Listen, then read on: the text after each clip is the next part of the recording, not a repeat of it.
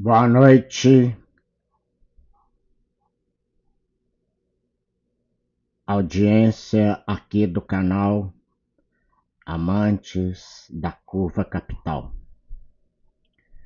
Boa noite, investidor. Boa noite, investidora. Boa noite a todos inscritos ou não inscritos neste canal. O que é que me traz aqui hoje, depois de um tempo ainda sem começar a iniciar as nossas gravações? Em primeiro lugar, é o clima de terremoto que está acontecendo em Brasília.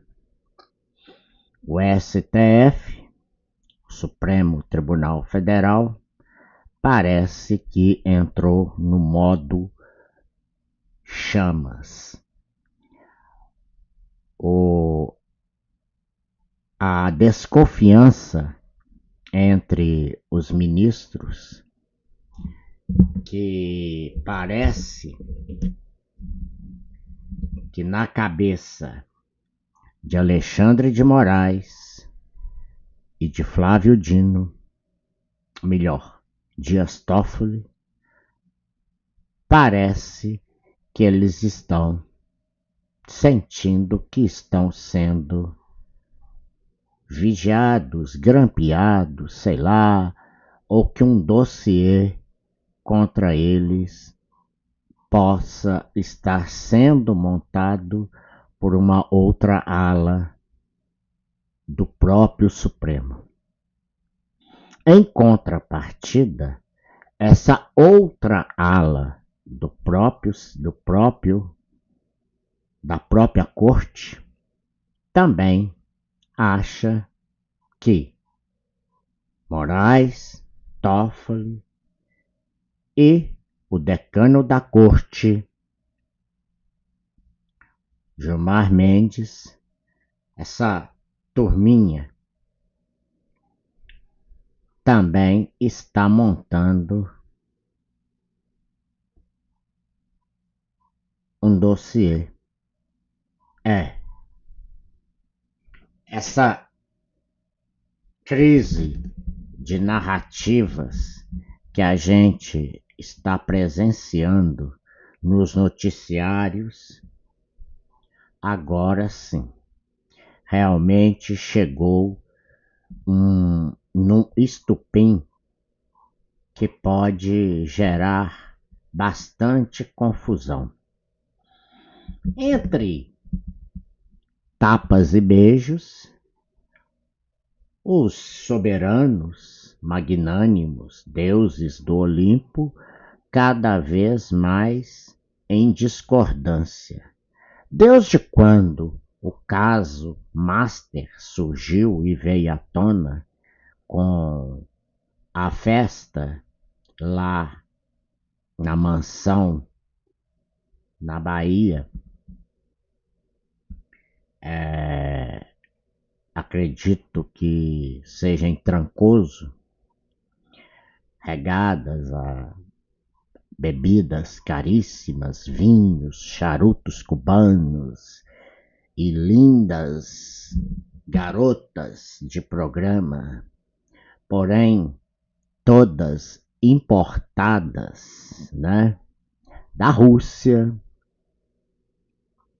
dos países escandinavos, esses que elas jamais poderiam entender o português e saber o que é que estava sendo acordado nessa festa que envolve políticos de esquerda, de direita, de centrão, de cima, de baixo, de um lado, do outro, tudo uma bela de uma confusão. É o oba-oba da festa de Vorcaro. Celulares, como os senhores já sabem aí demais, não podia entrar. Todos tinham que ficar guardados numa no armário ou no cofre reservado lá, para que somente as câmeras, microcâmeras instaladas por toda a mansão, uma jogada bastante de mestre do senhor Daniel Vorcaro, que já com o seu golpe no sistema financeiro já provocou quase 58 bilhões de reais ao Fundo Garantidor de Crédito. Tudo com confusões aí de títulos podres, CDBs e por aí vai, né? E esse camarada, por sinal mineiro, né? Aqui de Belo Horizonte, ele cresceu rápido demais no mercado financeiro. E aí veio por parte do Banco Central, depois de querer comprar, né, que o banco BRB de Brasília comprasse essa massa falida do Master. Não obstante a tudo isso, o senhor Moraes fez ligações diretas, coisa que não é apropriada, para o presidente do Banco Central, quando este já havia liquidado o Banco Master. Por enquanto, essa dívida ainda em investigação estava apenas em 12 bilhões de reais, mais referente a CDBs e fundos de pensão. Rio de Janeiro, estados do Nordeste e por aí vai. Pessoas que trabalharam e tudo mais, e que seus governadores simplesmente passaram a depositar esses fundos de pensão no Banco Master com falsas promessas de pagamentos bem acima do que é realizado no mercado financeiro. Tanto é que investidores também comuns compraram CDBs a 140% do CDI. Ora, gente, eu já falei tantas vezes aqui em outras ocasiões, em outros vídeos aqui. Um CDB, porque tem muita gente que acha que a renda fixa é segura, e não é isso. Você está ou financiando ou comprando uma dívida. Mas um CDB, que é o Certificado de Depósito Bancário, você está emprestando, ou seja, você está do outro lado emprestando dinheiro para o banco. E ele vai te pagar um juros por isso, mas um juro dentro de valor de mercado, 95% a 100%, no máximo, estourando, que eu já vi até hoje, nesses 10 anos de mercado financeiro, no máximo 110% do CDI, o que já é um estrondo. Mas o senhor Vorcaro estava oferecendo, né, 140% do CDI, 145% e tudo mais. Claro que ele não iria honrar. Ele queria capitalizar dinheiro, capitalizar o banco de qualquer maneira, e foi fazendo essa confusão toda. Mas aí, a CVM, juntamente também com o Banco Central, fez a liquidação do Master. Mas por que essa liquidação do Master deixou Moraes tão apreensivo e tão irritado a ponto de ligar 6 vezes para Galípolo, o que não é realmente de praxe, e depois chamá-lo presencialmente no seu gabinete para tentar ou intimidar, ou persuadir, ou sei lá, né? Pedir explicações, que é o que ele mais gosta de fazer, ou até mesmo, então, numa boa, né? Pedir para não fazer essa essa liquidação rápida desse jeito. Mas acontece que o Banco Central não poderia manchar a sua reputação, muito menos Galípolo, um jovem, né, economista que assumiu e vem fazendo até então um papel brilhante dentro do Banco Central, contra tudo e contra todos, até mesmo contra o mandatário da República que o colocou lá, né? Bom, aí veio a história toda do Toffoli, que vocês já sabem, que viajou no jatinho para assistir jogo da Libertadores em Peru, com o próprio jato, né, particular do senhor Vorcaro, onde lá dentro tinha também o advogado Arruda Botelho. Pois é. E será que nessa viagem de mais de 5 horas eles foram conversando apenas assunto de Palmeiras e Flamengo? E na volta, onde o Palmeiras perdeu, também vieram conversando assunto de Palmeiras? Será? Né? Durante 5, 6 horas de viagem? Claro que não. Só para inglês ver. E por que que depois o Toffoli sentou em cima de todos os processos, tudo do caso Master e decretou sigilo, né, ultra, mega, blaster, master ao caso do próprio banco? Bom, essa história vai se desenrolando e tudo mais. Vorcaro foi chamado para ir na CPMI, perdão, na CPMI do INSS, onde ele falaria sobre empréstimos consignados e nada mais.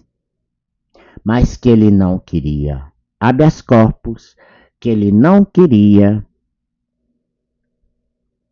ficar em silêncio, que é um direito constitucional que o reserva, porque afinal de contas ninguém é obrigado a produzir prova contra si mesmo.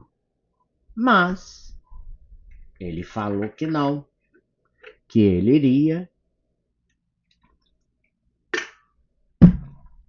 iria falar. Toffoli também mandou apreender os celulares de Vorcaro, também vocês já devem estar sabendo, claro.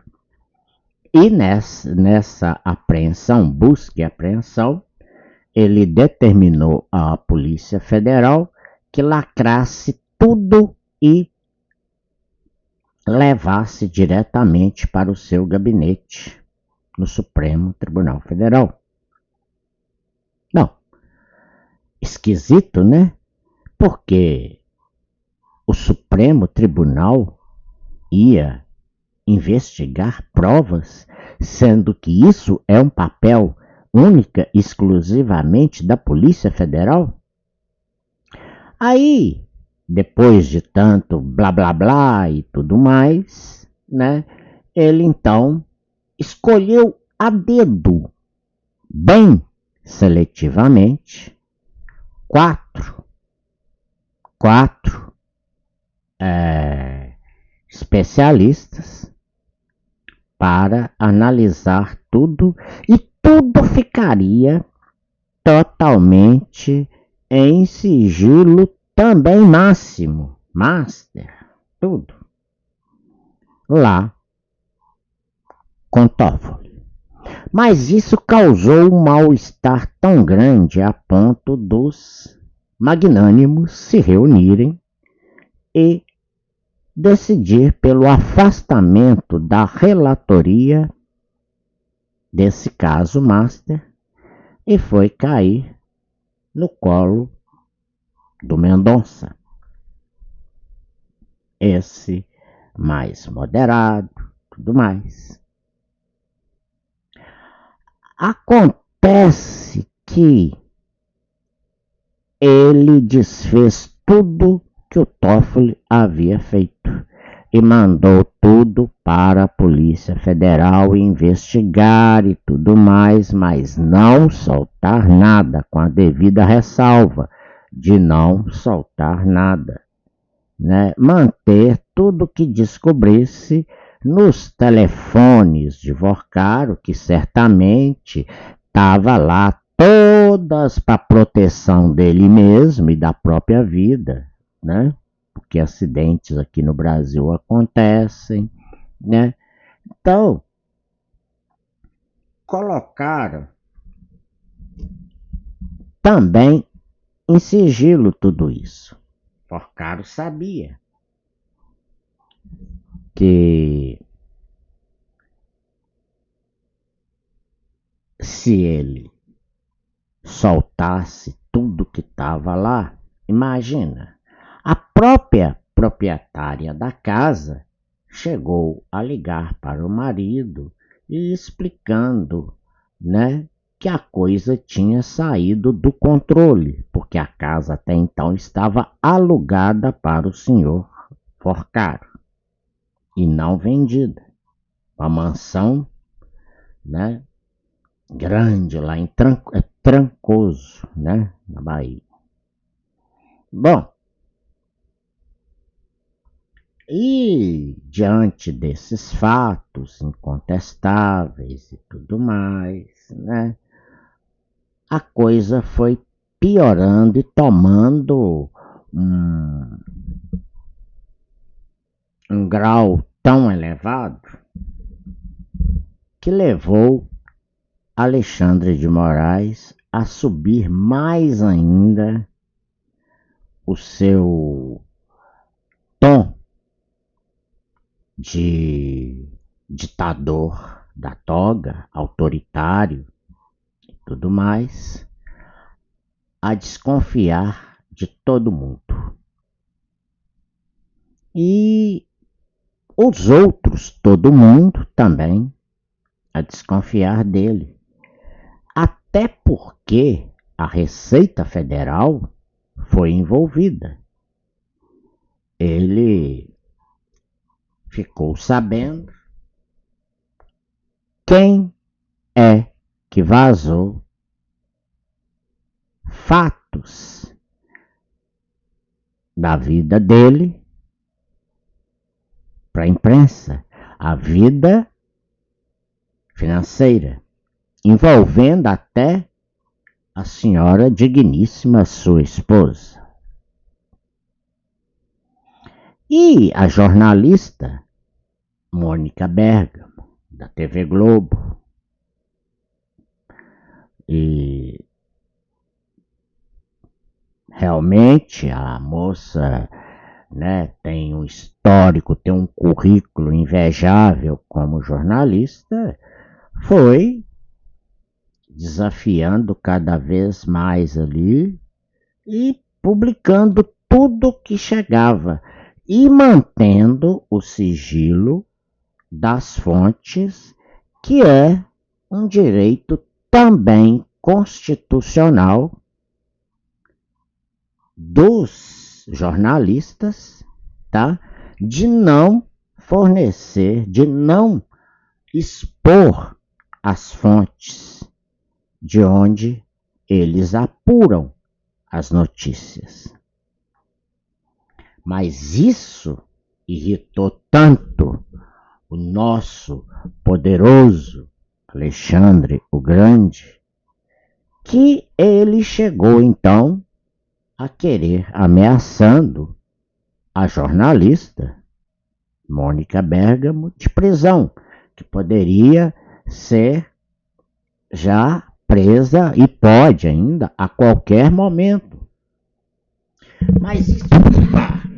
Opa, desculpem, gente. Eu tenho que arrumar um pedestal para esse microfoninho meu aqui. Ele é bom demais, mas eu tenho que comprar um pedestalzinho para ele. Eu não sei como é que faz para arrumar algo que possa encaixar isso aqui. E eu resolvi ficar com ele porque ele é muito mais prático, né? Bom, mas vamos voltar ao que interessa. Então, aí, esses acontecimentos, né, gerou um ruído, porque imagine a imagem do Brasil, tanto aqui como lá fora, no exterior, um jornalista de um conglomerado da mídia, que é a Globo, uma jornalista sendo perseguida e presa sem ter foro privilegiado, sem o devido processo legal, sem nada. É típico do próprio Moraes fazer esse tipo de coisa, como no pseudo golpe do 8 de janeiro. Mas, contudo, todavia, porém, o que mais chama a atenção até agora é que o senhor Lula da Silva, depois do carnaval e daquela derrota cachapante que mais tirou o voto dele do que deu, e isso eu já falei que isso foi proposital, porque ele sabia que com o índice de desaprovação, escândalo do INSS, que é o pior de todos, depois crise em todas as estatais, principalmente nos Correios, com dívida astronômica, a dívida PIB nossa já ultrapassa os 10 trilhões de reais, comprometendo 80,6% do PIB, e ele gasta só nessa viagem agora para a Índia, para a Ásia de um modo geral. Depois para a Coreia do Sul, né? Ele levou só empresários 300. Pasmem com isso, tá? 300 empresários. Por quê? E é o pai dos pobres, né? Só anda no meio de empresários, enquanto que a população fica a ver navios, principalmente os menos favorecidos economicamente.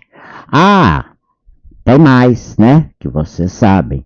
12 milhões de reais só do governo federal foram distribuídos para as 12 escolas do primeiro grupo, ou seja, 1 milhão para cada uma. Mas esta, Acadêmicos de Niterói, rebaixada para a segunda divisão como é que chama? O Carnaval do Rio, né? Que teve até o boneco do Lula caído no chão, quebrou a cabeça, sei lá mais o que, bababá, bababá, tudo que vocês já sabem, né, gente? Então, isso gerou uma quantidade de críticas e tudo na internet. Houve, tá? Houve o maior, a escória da escória ali, criticando evangélicos, famílias conservadoras, católicos e isso deu uma repercussão tão exponencial na internet por parte da direita e até gente da esquerda também que tem essa fé, porque a fé foi, né, assim, ridicularizada. Gente, com a fé das pessoas não se brinca. Essa até é uma frase do nosso queridíssimo filósofo, escritor, palestrante, professor Mário Sérgio Cortella. A fé, ela é sagrada. Você pode, igual no meu caso, você pode não ter religião, você pode não ter nada e tudo mais, mas respeitar a fé alheia é mais do que uma obrigação, é um dever de todos. O Brasil é um país totalmente laico. Então, quando se fala mal, por exemplo, de uma seita religiosa lá da África, por exemplo, aí vem todo mundo da esquerda e fazer críticas e tudo. Mas quando é a direita, agora para a esquerda tudo pode, inclusive falar que o ex-presidente era um genocida, fascista, nazista e todos os istas que poderiam ser atribuídos a ele, principalmente pelo atual mandatário da República, que gasta e incentiva, tá, a população a gastar, a endividar com juros de 15% e principalmente os juros futuros, tá? Porque tem gente que compra aí, né? E faz dívida com prestações a perder de vista. Aí o nível de inadimplência das famílias, principalmente nesse carnaval, porque o brasileiro, né, historicamente, gasta como se não houvesse amanhã no tal do carnaval. E depois, quando chega a quarta-feira de cinza, as cortinas da realidade se abrem, o sonho acaba e o pesadelo dos boletos, dos bancos, do cartão de crédito atrasado, começam a chegar, a bater a porta. Aí é hora de correr nos bancos, no gerente, tentar renegociar, pegar uma dívida para pagar outra, e o cara só vai se enrolando. Então eu pergunto aos senhores, podem deixar seus comentários aí contra ou a favor, não sei. É normal para um presidente da República incentivar em época de juros altos, inflação a perder de vista, tá? A população a se endividar cada vez mais? Outra coisa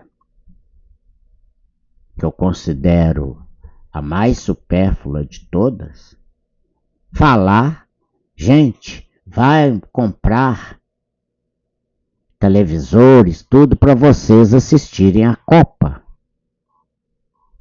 Como se fazer dívida fosse investimento. Você pode até fazer uma dívida para você ter um retorno rápido. Você pode fazer aí, ficar um pouco alavancado, igual empresas também. Mas não permanecer nela. E outra, desde que seja para mexer investir em algo que vai lhe dar um retorno e esse retorno tem 80% para dar certo, para que você possa, num curto espaço de tempo, porque a dívida ela é exponencial. Nós já falamos aqui, são juros compostos. E o expoente é o próprio tempo. Aí ele passa a andar contra você. Quanto mais tempo passar no expoente lá, pior fica a sua situação.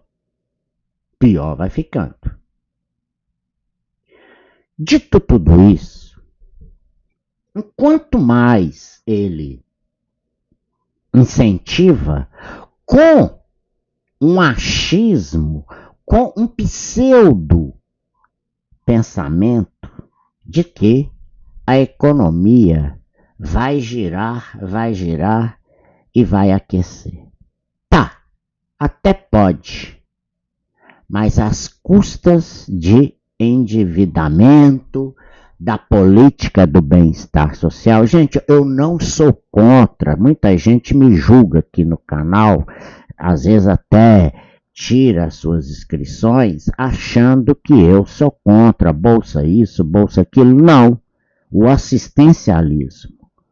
Não, eu acho até que o Estado tem que ajudar um pouco, sim, já que ele cobra uma carga tributária astronômica e agora ainda também você não pode nem investir mais, porque tem imposto sobre dividendos, a alíquota do juro sobre capital próprio que é distribuído também pelas empresas, né? Saltou, né?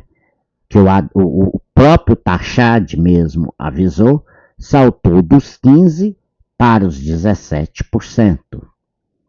Depois veio o tal do IOF, que na canetada do próprio Moraes, porque o decreto foi derrubado no Congresso Nacional, ou seja, a união das duas casas, Câmara e Senado, derrubaram o decreto.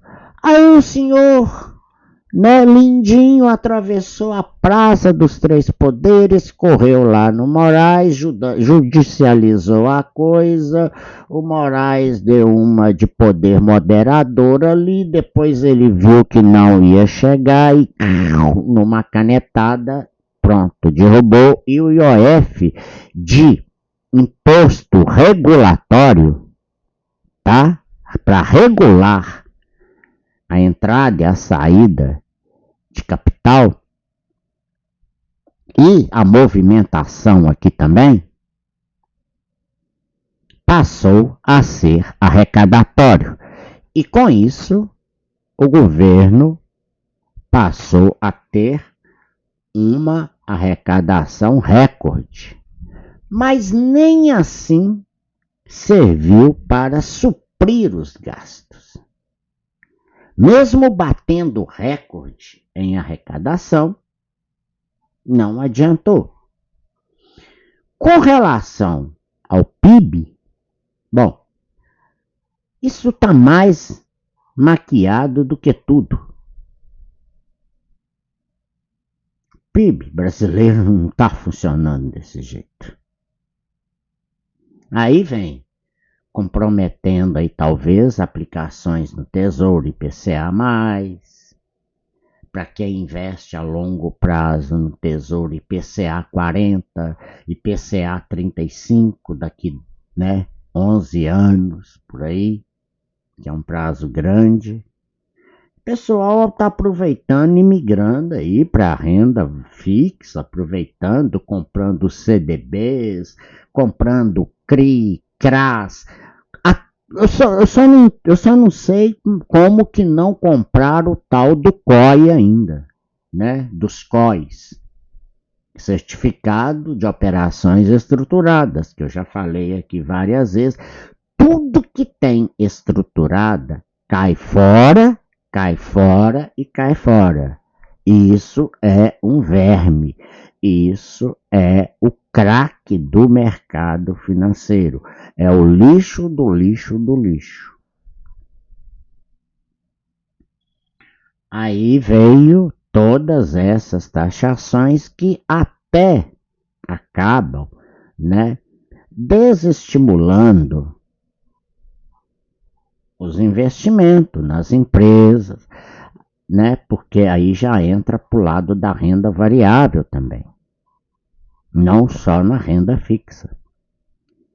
E hoje, o mito, né, aquela pseudo-ideia que só rico investe em bolsa, já foi derrubado. Hoje nós estamos vendo aí, né, principalmente a geração Z, que nesse carnaval surpreendeu com mais de 70% dos jovens, né, não quiseram saber de nada de carnaval e foram aí para os seus retiros e tudo mais, mas não é para fazer surubada, sexo, nem nada não. Eles foram para, né, pensar, ou então preferiram ficar em casa, refletindo tudo, ou mesmo juntando dinheiro para suas reservas emergenciais, depois entrar no mercado mesmo e fazer investimentos também, porque agora sim, depois que tem esse tanto de canal aqui que fala de economia, de investimentos, de mercado financeiro, de finanças de um modo geral, aí essa geração tomou gosto pela coisa. Mas os adultos mesmo, que deveriam ter mais juízo, esses aí não têm. Prefere a muvuca, prefere aquele suor fedorento de andar no meio dos outros, aquela batucada, aquela barulhada, aquela zona. Falando assim, a grosso modo mesmo. Eu também não sou contra. Quer ir, vai. Quer divertir, vai. Tal, pronto. Quer levar mijo na cabeça, porque pega latinha não, pega copo de cerveja, né? Bebe a cerveja, mija lá dentro e joga pra cima e cai em quem quiser. Sem contar aquelas roupas tudo suada, fedendo, tudo, né? E mais de 4 milhões de pessoas atrás de um bloco aí, em qualquer lugar do Brasil. Principalmente em Salvador, né? Capital nacional dos blocos, mundial, né? Dos blocos carnavalescos e tudo mais. Bom, mas aí, isso é até bom para a economia também, porque a rede hoteleira, os bares, tudo começam a vender, que sofreram demais no período da pandemia. Sofreram muito e ainda estão sofrendo também com essa inflação alta e, consequentemente, os juros também altíssimos. Mas acontece que o Banco Central não tem outra solução a não ser pisar no freio, enquanto que o governo, o mandatário, pisa no acelerador. Gastou lá com as escolas de samba, enquanto tem gente comendo carcaça de frango, osso, principalmente quem mais votou nele, e ele solta essa grana toda para esse povo, mas também, ao mesmo tempo, ele sabia que isso dá problema, ia dar problema. Num dos trechos da fala da ministra Carmen Lúcia, do Superior Tribunal Eleitoral, ela falou: não pense, abre aspas, não pense que vai estar andando em areias claras, brancas da praia. Por que não? Vai andar sobre areia movediça e pode afundar, fecha aspas, para a ministra. Dito tudo isso, essa confusão foi aumentando e foi o Moraes, durante todo o carnaval, ele ficou ali como se fosse um obcecado em querer descobrir tudo ali na Receita Federal, ao ponto de intimar até o presidente lá do sindicato, é quase que um sindicato, é a mesma coisa de um sindicato, né? Dos, é, dos agentes da própria Receita ali, né? Que fazem, é, que tem a vida financeira de todo mundo. E ele queria saber a todo custo quem vazou, quem fuçou a vida dele, usou como um suposto argumento que era a vida do PGR, Procurador-Geral, dos outros demais ministros, que eles são intocáveis, não pode falar mal dos sujeitos, não pode criticar, não pode mais. Então, se alguém tinha dúvida que nós estamos numa ditadura e numa juristocracia do judiciário, agora para de ter, porque não tem mais. Bom, voltando ao caso, então, da nossa Malu Gaspar, da Globo. Num dos primeiros artigos dessa senhora, antes de soltar tudo isso, ela disse, né? Bom, agora que Bolsonaro já está preso, os bolsonaristas estão presos, o risco do golpe de Estado, o atentado contra a democracia acabou, o Supremo pode voltar para a sua caixinha, para dentro do seu armário, para o seu quadrado. Mas ao longo desses anos todos, 2019, 2020, 2021, 2022, foi só ataques ao ex-presidente, todos nós de direita conservador capitalistas. Lembrando que Moraes não é esquerda, tá? Ele foi colocado lá pelo Temer, Michel Temer, que é do MDB, cacique antigo, que era vice da então presidente Dilma Rousseff, que foi impeachmentada. E teve ali tudo um dossiê contra a ex-primeira-dama, né? Marcela, salvo engano, que agora Temer também. E isso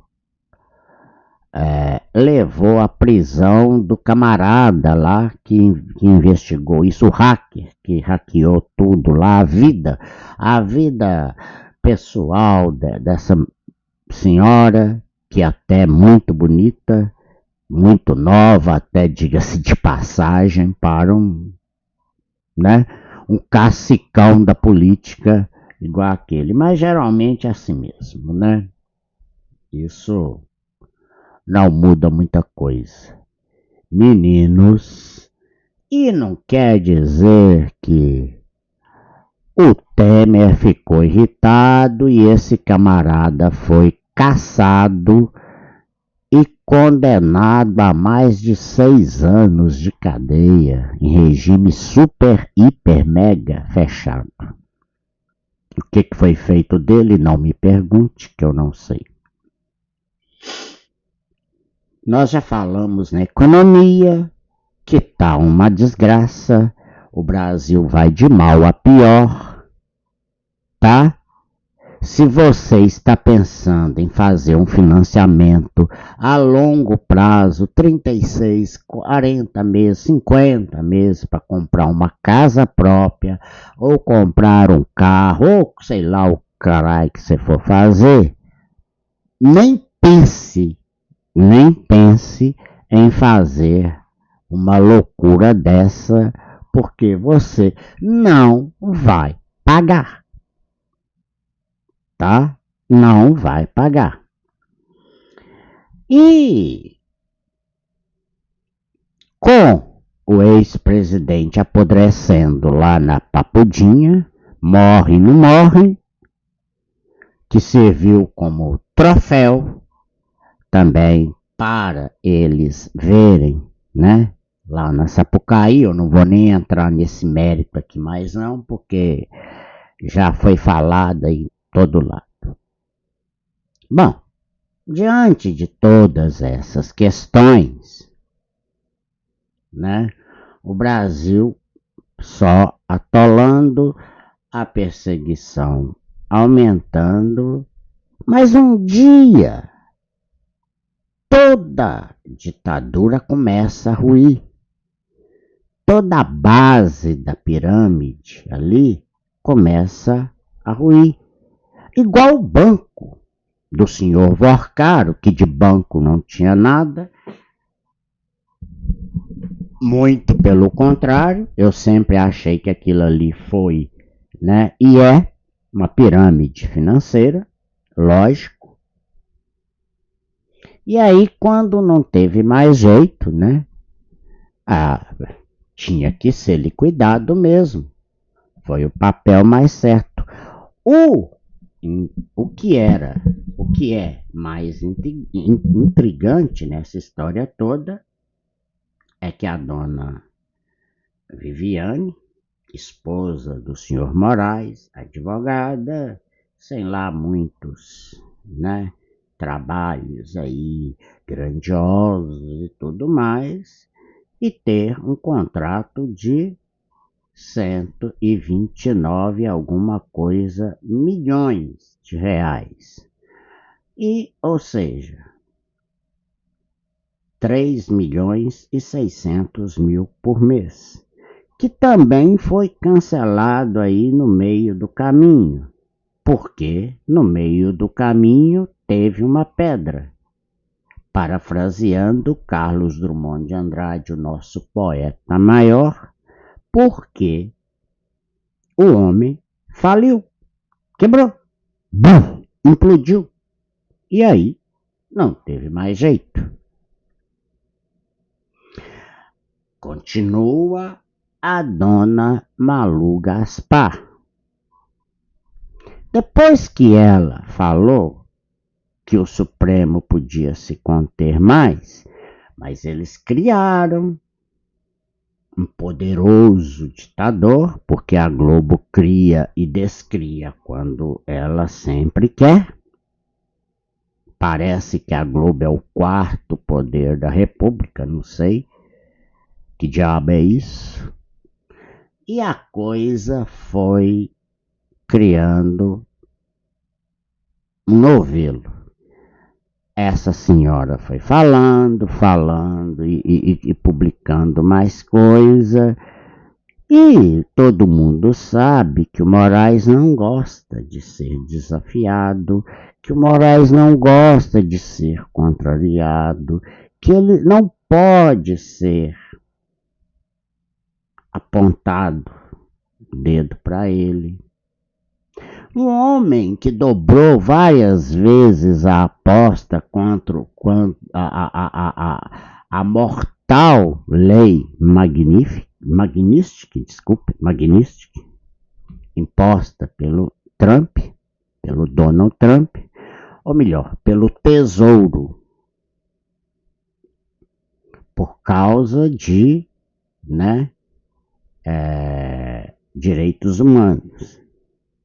E ele lá se lascou para isso. Que é isso? Ele continuou, foi dobrando a aposta, e lá se vai Moraes cada vez mais. Então, dito tudo isso, eu trouxe aqui para vocês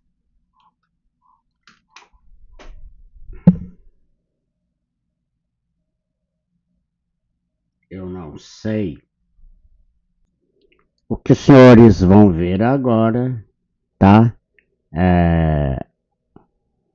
O escândalo que está acontecendo no STF e os créditos, tá? YouTube é do canal CNN e isso é apenas um shortzinho para vocês verem. Alexandre de Moraes. Atenção para a notícia que acaba de chegar, portanto. Relator de CPI do crime organizado pede convocação de esposa do ministro do Supremo, Alexandre de Moraes. O senador também pediu quebra de sigilo. Sigilo bancário, sigilo telefônico da esposa de Alexandre de Moraes.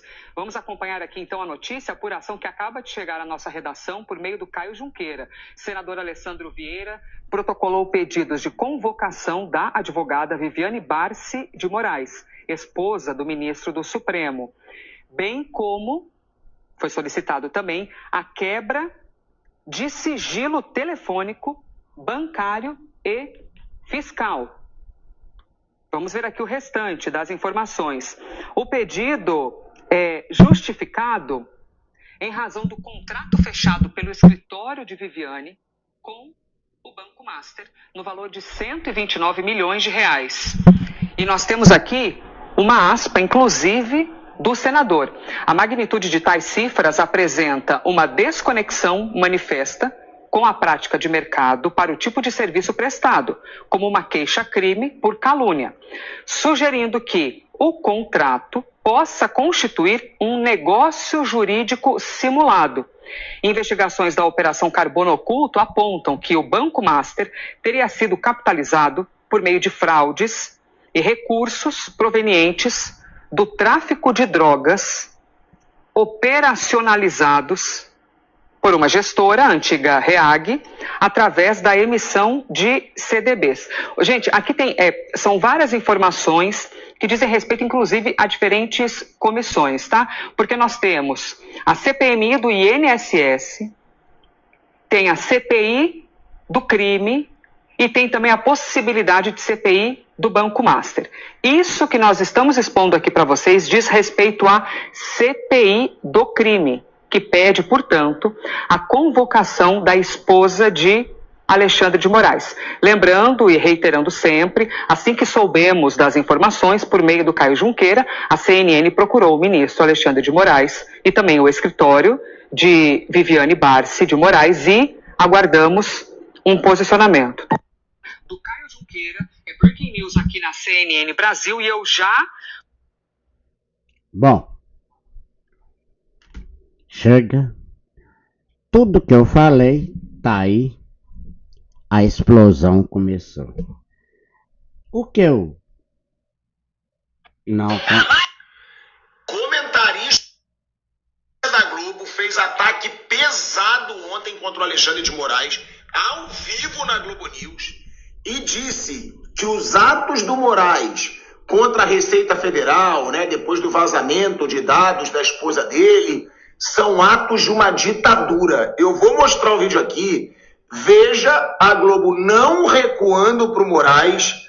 E, ver tantos ataques da Globo contra o Moraes, isso mostra que as coisas estão mudando muito. Culpado por ter opiniões críticas em relação à operação que Alexandre de Moraes adotou, que pode ser muito criticado. Aliás, as críticas dele são bem razoáveis. É só por isso que ele se tornou investigado. Isso é coisa de ditadura. Isso acontece em regime autoritário. Por que Alexandre de Moraes dá esse passo a mais?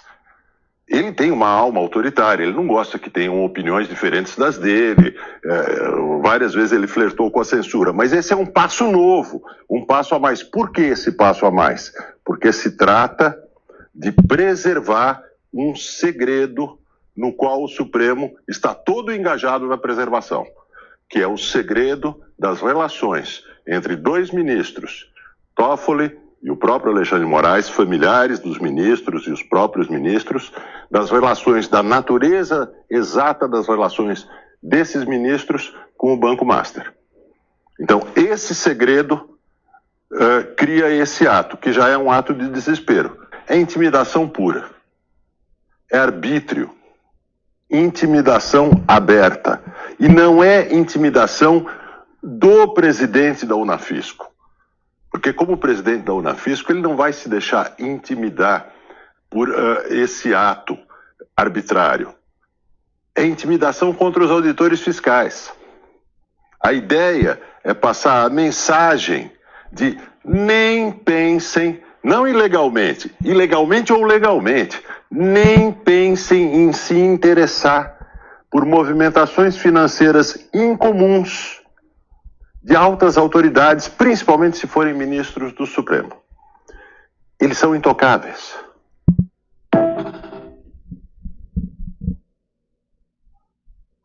Comentarista da Globo.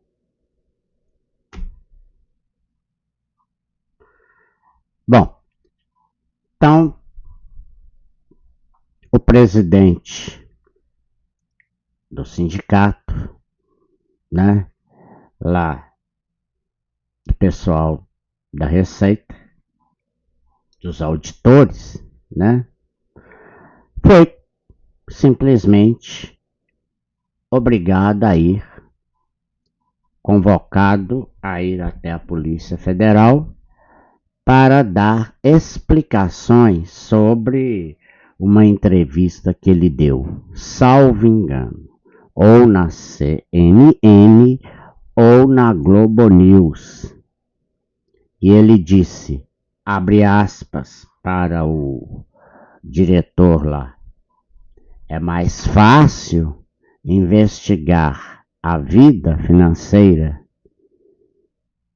do crime do PCC do que das altas autoridades da República. Fecha aspas aí para o presidente do Sindinap. É Sindinap mesmo? Né? Deixa só...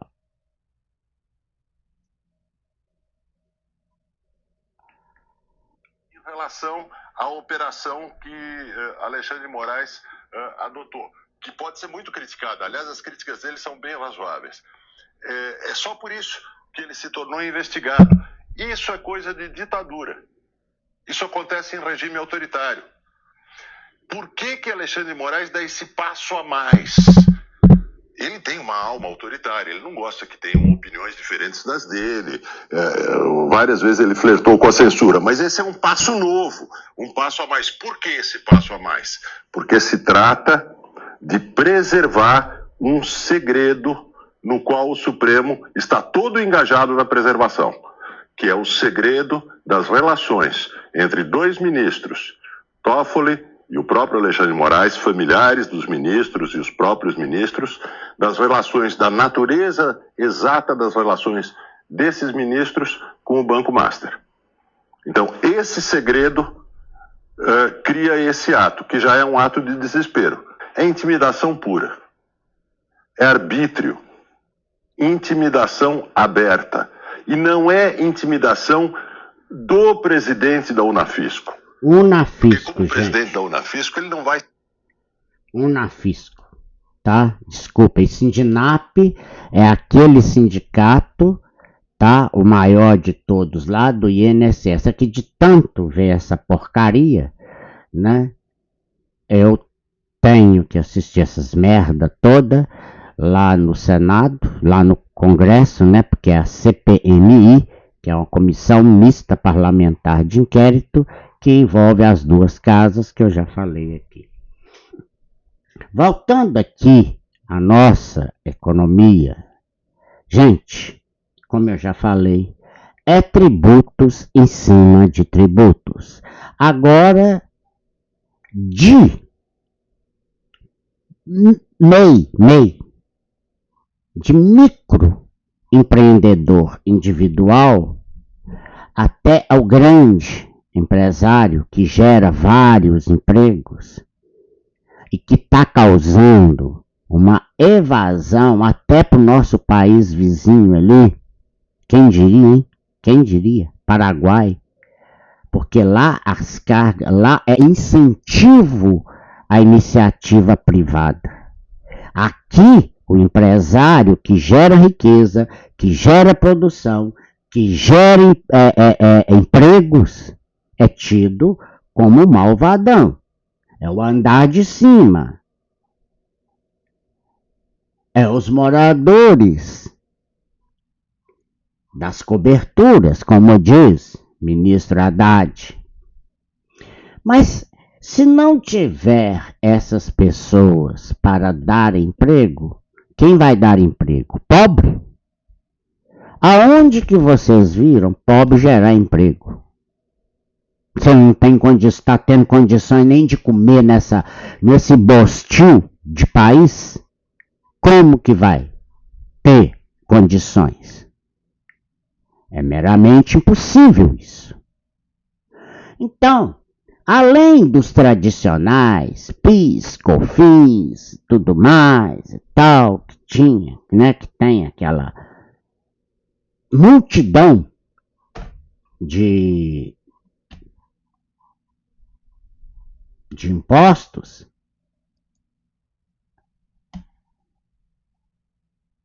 ainda nós temos que passar por tudo isso, né?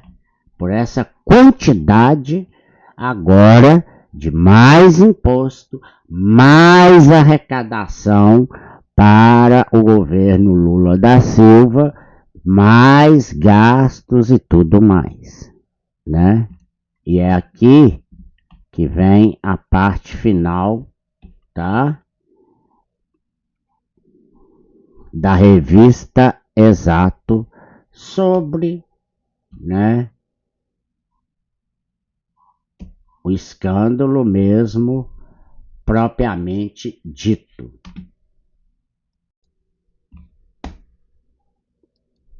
O ministro Moraes, a informação, e é o destaque da nossa pauta de hoje, ele estaria irado. Essa é a palavra, gente. Irado com toda essa exposição, não só por parte dos ministros, como dos familiares. Teve também um outro magistrado, que acho que o filho dele teve o seu sigilo fiscal aberto, filho de um magistrado, e a expressão é sangue nos olhos mesmo. Ele não só quer descobrir quem foi que trouxe essas informações do escritório da esposa dele, como também diz que vai para cima de pessoas da imprensa. E olha que essa notícia está no Metrópolis, né? Eu ia adorar, sinceramente, eu sou jornalista, mas nós temos uma postura independente. Nós não trabalhamos em veículos que fazem parte desse consórcio e que, na época do Bolsonaro, Anny, eles ficavam plantando manchetes e isso servia até para, no dia seguinte, ser motivo de operação da Polícia Federal, né? O Guilherme Amado, por exemplo, quando estava no Metrópolis, ele veio com a informação de um grupo de WhatsApp, de empresários que estariam confabulando no período pré-eleitoral, e no dia seguinte, esses empresários tiveram seus celulares apreendidos pela Polícia Federal. Agora, imagine, né, uma Malu Gaspar que traz uma informação como essa, que é relevante, que é uma denúncia, afinal, o que nós vamos dizer? Existe jornalismo investigativo ainda no nosso país? Ou a gente vai viver nesse modo repressão? Então, assim, seria muito interessante mesmo, né, já que existe esse burburinho, uma Malu Gaspar sendo inserida no inquérito das fake news. Você acha que isso vai acontecer em algum momento, Anny? Berenice, esse foi meu primeiro palpite quando essa situação começou a pipocar, especialmente depois que saiu a nota do Moraes contra o Metrópolis, né? Nessa situação que eu citei ali, que o Metrópolis ele denuncia que houve 2 visitas de Moraes a Porcaro, e aí o Alexandre de Moraes faz uma nota falando que, enfim, xingando a imprensa, falando mal do Metrópolis como um veículo de imprensa, implantador de fake news, etc., e o Metrópolis se mantém firme, né? Ele faz outra nota, outra matéria falando que não, que o que o Metrópolis postou é verdade, que eles têm testemunhas e provas de que o que eles colocaram, divulgaram é verdade. Então, naquele momento, eu até falei, olha, acho que esse inquérito das fake news vai ficar pequeno para só veículos que estão posicionados de maneira mais independente, como foi até então. Só que não aconteceu no primeiro momento. Agora, com a situação se escalando, a própria Malu Gaspar, que você trouxe aí o exemplo que foi ali a jornalista que quase que mais traz informações sobre essa situação, até assisti uma entrevista dela recentemente, em que ela conta desde o início, de quando ela começou, que foi anos atrás que ela está fazendo essa pesquisa aí, e a Malu Gaspar no inquérito das fake news, eu acho que não se torna algo tão distante quanto parecia no início, né? Agora, a impressão que eu tenho é que ele vai sim cair em cima da imprensa, Berenice, como eu disse anteriormente. Ele caiu em cima de pessoas que tinham 320 seguidores nas redes sociais, ele perseguiu o Alan dos Santos, né, até o limite da gente ficar um ano sem uma rede social ativa no Brasil, por conta de uma pessoa, que é o Alan dos Santos, que provocou tanto o Alexandre de Moraes, que ele tomou essa decisão.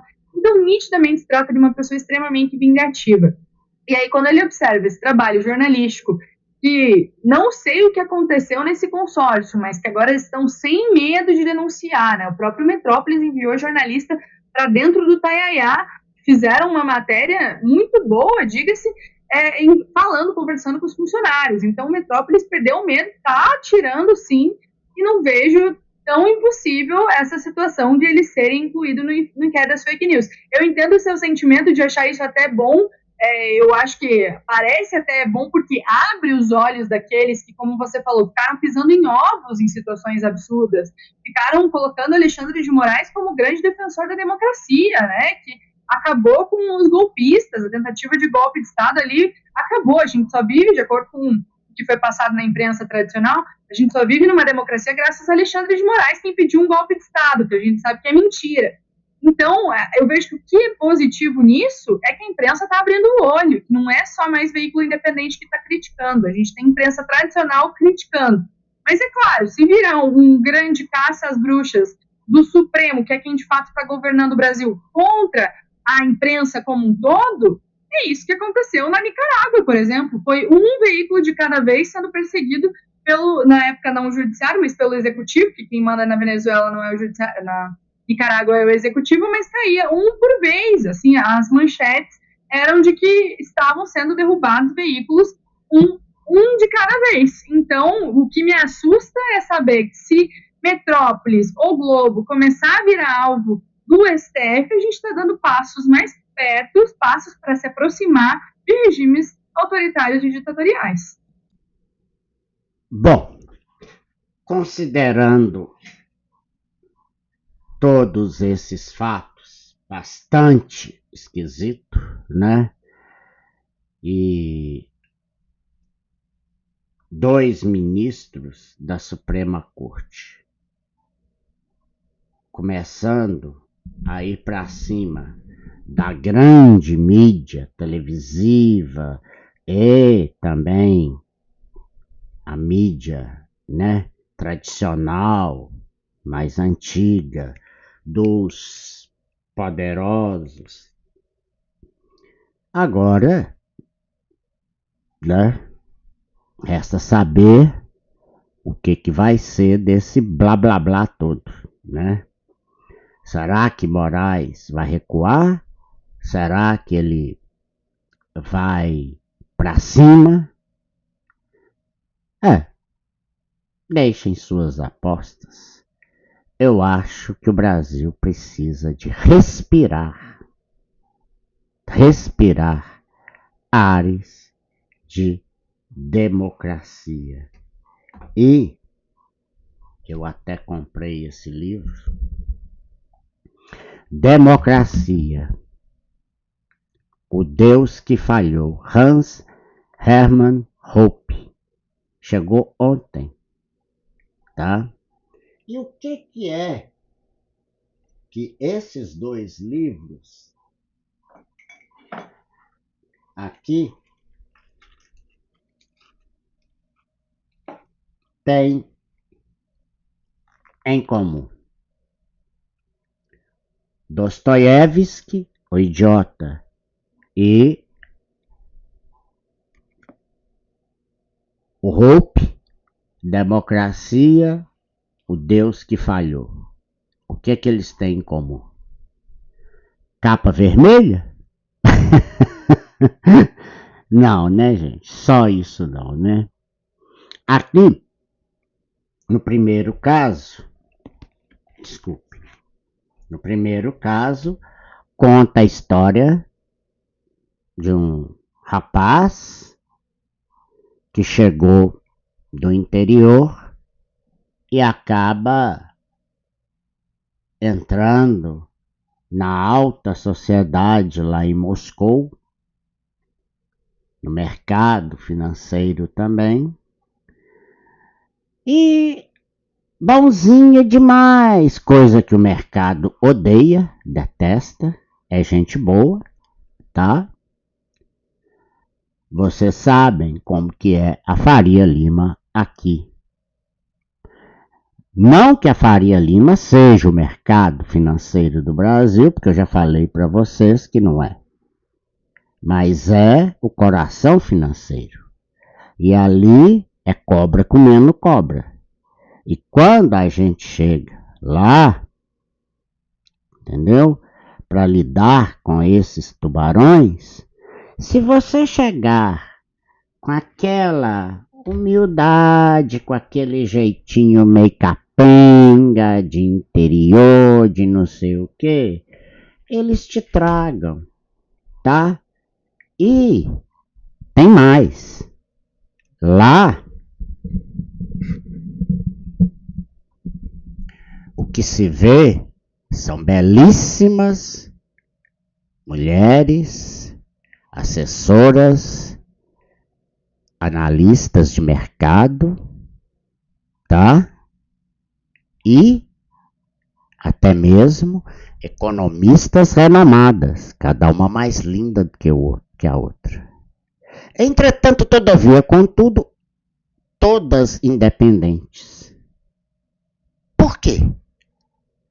Porque para que elas vão caçar homem com seus altos salários e tudo mais? Aí se você chegar e começar com sentimentalidades, conversar com essas fulanas lá, você vai ficar tão louco, tão doido, porque elas te tratam no início tão bem, que depois você vai comprar até um COI, que é a pior coisa que eu já te falei, o que eu já falei do mercado, eu não vou ficar repetindo aqui não. Entendeu? Quando é aqui, online também, oi meu querido, como é que você tá, papapá, e aquela conversa, principalmente no WhatsApp, mais com videochamada, né? E aí vão te oferecendo e tudo mais. O mercado financeiro não é para amadores. O Brasil não é para amadores. E há quem diga que o mundo não dá volta. O mundo capota. E no mercado financeiro não existe almoço grátis. Não existe café grátis. Banco não é amigo de ninguém. Por isso, então, eu comprei esses livros para saber como lidar com esse povo. Esse daqui usa Deus até como uma forma mais metafórica. E ele diz aqui, tá? que os chefes de Estado cada vez estão querendo, aqui no Ocidente, não é lá no Oriente não, aqui no Ocidente, estão querendo mais e mais e mais poder. Por incrível que pareça, mais e mais poder. Aí a gente vai, vota, troca de partido político, partidário, troca o homem, aí o outro homem que entra lá, ou a mulher, ou sei lá o quê, sabe? E também quer se perpetuar no poder. Por quê? Porque a coisa é muito boa. É isso que fala esse livro aqui. E tem uma passagem aqui, que se vocês me permitirem mais um pouquinho de tempo, apesar que já está longo demais o vídeo, e eu sei que vocês não gostam de ficar assistindo vídeo gravado, né? É esse trecho aqui, ó, tá? A nota da edição brasileira, tá?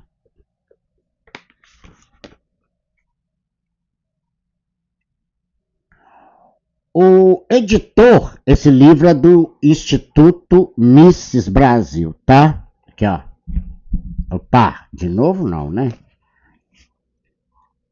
Aí, ó. Instituto Mises Brasil. E aqui, do Ludwig von Mises, gente, tá? É porque eu estudo por ele também. O editor Instituto Ludwig von Mises Brasil, IMB, em todas as suas obras, opta pela grafia Estado, tá? Estado com letra minúscula, o que não é normal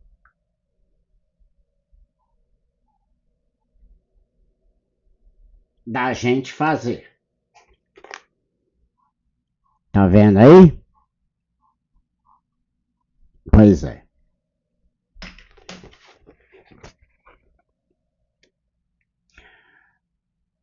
Com letra E minúscula, embora a norma culta sugerida a grafia Estado com letra maiúscula, com E maiúscula.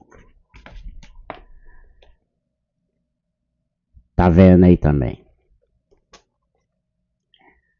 Assim como o IMB, Instituto Mises Brasil, a revista Veja adota a grafia Estado, também com letra minúscula, desde o ano de 2007. À época, Veja argumentou que, abre aspas para a revista Veja, se o povo, sociedade, indivíduo, pessoas, liberdade, instituições, democracia, justiça são escritas com letras minúsculas, não há razão para escrever o Estado com letra maiúscula, fecha aspas para a revista Veja, e aí vem. Este editor concorda. A justificativa de que a maiúscula tem o objetivo de diferenciar a acepção que questiona a acepção que questiona, não, de diferenciar a acepção em questão, que é o Estado, né, com letra maiúscula, tá? Da acepção de condição, que é o estado com letra minúscula, quer dizer, estado febril, estado doloroso, estado de mau humor, estado de doença, alguma coisa, estado, a água está no seu estado congelado, que significa, então, condição, né, ou situação não convence, tá? De usar estado com a letra minúscula só para falar sobre uma situação ou condição de um determinado corpo qualquer. A física a gente usa muito isso. Não convence. São raros os vocábulos que possuem somente um único significado, e assim o contexto permite a compreensão e diferenciação dos significados. Assim como a Veja, o editor considera que grafar estado é uma pequena contribuição para a demolição da noção disfuncional de que o Estado é uma entidade que está acima dos indivíduos, do povo, da nação, da soberania do próprio povo. Isso aqui, por si só, já paga o livro por inteiro. Estado com letra minúscula. Vai falar aqui, ó.